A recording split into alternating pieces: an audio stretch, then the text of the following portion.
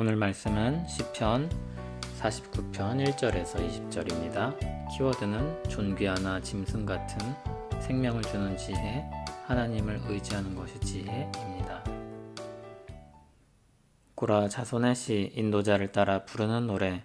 뭇 백성들아 이를 들으라. 세상의 거민들아 모두 귀를 기울이라. 귀천 빈부를 막론하고 다 들을지어다. 내 입은 지혜를 말하겠고 내 마음은 명철을 작은 소리로 읊조리리로다.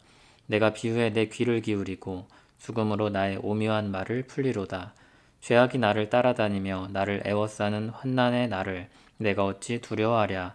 자기의 재물을 의지하고 부유함을 자랑하는 자는 아무도 자기의 형제를 구원하지 못하며 그를 위해 속전을 하나님께 바치지도 못할 것은 그들의 생명을 속량하는 값이 너무 엄청나서 영원히 마련하지 못할 것임이니라.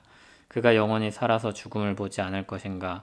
그러나 그는 지혜 있는 자도 죽고 어리석고 무지한 자도 함께 망하며 그들의 재물은 남에게 남겨두고 떠나는 것을 보게 되리로다. 그러나 그들의 속 생각에 그들의 집은 영원히 있고 그들의 거처는 대대에 이르리라 하여 그들의 토지를 자기 이름으로 부르도다. 사람은 존귀하나 장구하지 못하며 멸망하는 짐승 같도다. 이것이 바로 어리석은 자들의 길이며 그들의 말을 기뻐하는 자들의 종말이로다. 셀라. 그들은 양같이 스올에 두기로 작정되었으니 사망이 그들의 목자일 것이라. 정직한 자들이 아침에 그들을 다스리리니 그들의 아름다움은 소멸하고 스올이 그들의 거처가 되리라. 그러나 하나님은 나를 영접하시리니 이러므로 내 영혼을 스올의 권세에서 건져내시리로다. 셀라. 사람이 치부하여 그의 집에 영광이 더할 때에 너는 두려워하지 말지어다. 그가 죽음에 가져가는 것이 없고 그의 영광이 그를 따라 내려가지 못함이로다. 그가 비록 생시에 자기를 축하하며 스스로 좋게함으로 사람들에게 칭찬을 받을지라도 그들은 그들의 역대 조상들에게로 돌아가리니 영원히 빛을 보지 못하리로다. 존귀하나 깨닫지 못하는 사람은 멸망하는 짐승 같도다. 아멘. 시편 49편은 잠언과 같은 느낌을 주는 시입니다. 시편 49편은 지혜의 말을 들으라고 선언하며 시작합니다. 4절을 보면 이렇게 말합니다. 수금으로 나의 오묘한 말을 풀리로다.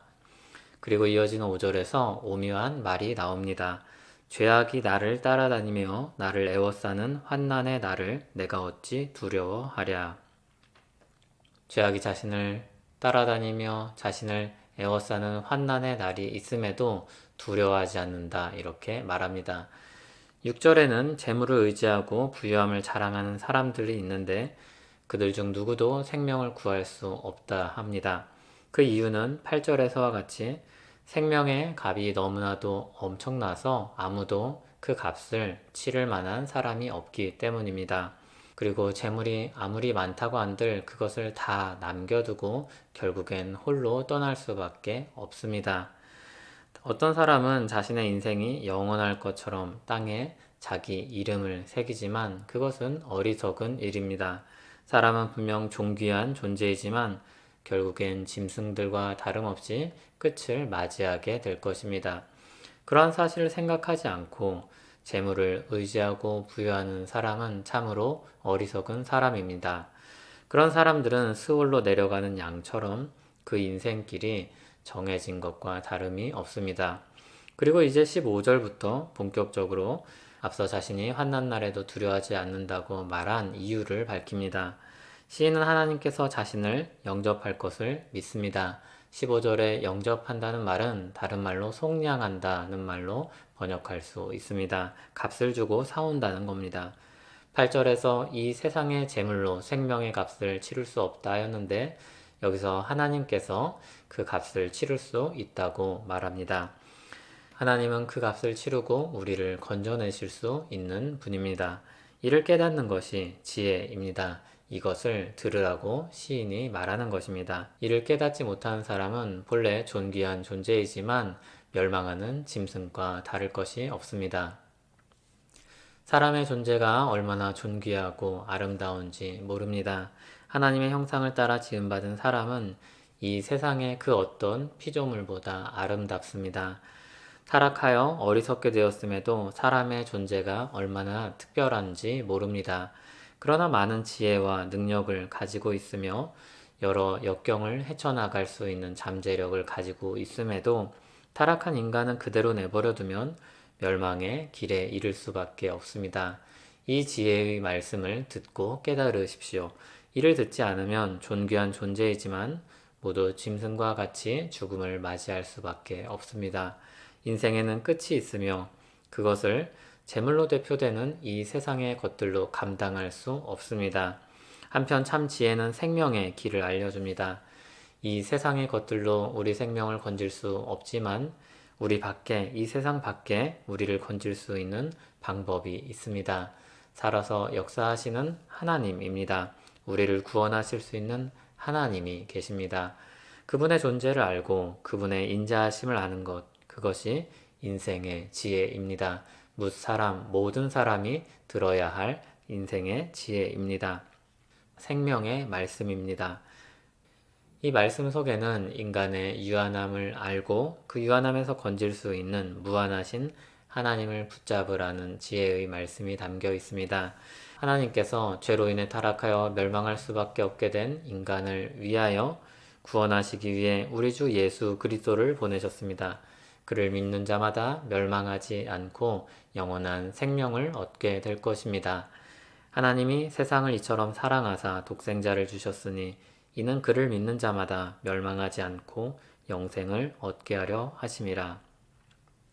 생명을 소유하고 있다는 믿음과 확신은 환난의 날들을 두려워하지 않을 수 있는 근거와 용기를 줍니다. 우리가 번지 점프를 할 때 그렇게 높은 곳에서 떨어지는데도 용기를 내어서 뛰어내릴 수 있는 이유가 무엇입니까? 자신을 붙잡고 있는 줄이 자신을 건져줄 수 있다는 믿음을 가지고 있기 때문입니다. 그리고 실제로 그 줄이 그 사람을 붙잡아 주기 때문입니다. 두려움이 있지만 그것을 믿음으로 이겨냅니다. 그리고 뛰어내릴 수 있는 용기를 줍니다. 우리가 이 세상에서 살아가는 일들이 어렵고 고될 때가 참 많습니다. 그래도 또 하루 살아낼 용기가 어디서 나옵니까? 우리를 건지시고 우리를 도우시는 하나님을 향한 믿음입니다. 우리를 구원하시기를 기뻐하시고 우리를 사랑하시는 하나님이 계시기 때문입니다. 이를 위해 우리에게 예수 그리스도를 보내신 사랑의 소식을 우리가 들었습니다. 이에 힘을 얻고 또 하루 일어나서 힘내 살아가는 우리 모두 되기를 소원합니다. 우리에게 참 지혜를 주시는 하나님 감사합니다. 우리를 그냥 내버려 두시면 짐승과 같이 죽음에 이를 존재이나 인간을 존귀하게 지으신 주께서 또한 구원하시는 주님임을 믿습니다. 또 의지합니다. 세상의 모든 환난과 죄악 속에 사는 우리에게 하나님을 기억하게 하시고 믿고 의지하게 하실 줄 믿습니다. 그 안에서 힘 주시고 용기 주실 줄 믿습니다. 예수님 이름으로 기도합니다. 아멘.